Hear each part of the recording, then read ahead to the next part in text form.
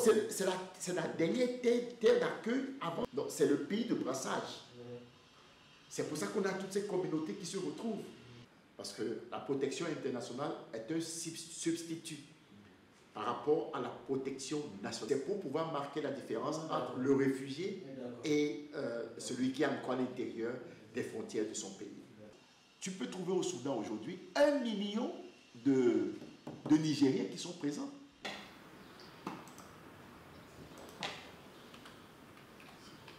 Au-delà des différences, de mieux s'accepter pour construire enfin, pour construire réellement les États-Unis d'Afrique qu'on attend de tous nos voeux. Alors, aujourd'hui, nous avons comme estimation, et les chiffres les indiquent, qu'à peu près 13 millions de personnes seraient déplacées par la situation de conflit au Soudan.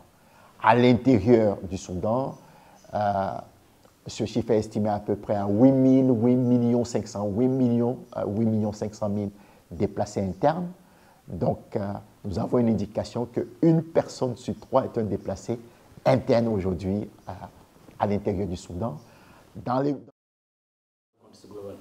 le contexte global, habituellement dans les mouvements de déplacement de réfugiés, on observe, et c'est aussi vrai pour la situation du Soudan, on observe que c'est à peu près 88% de femmes et d'enfants qui composent ces populations qui sont impactées par la situation de conflit et qui fuient à la recherche de la sécurité d'abord, n'est-ce pas? Donc, poser la question, parce que quand on parle de femmes et d'enfants, on peut imaginer les besoins immédiats en termes donc d'accès à la santé, les médicaments.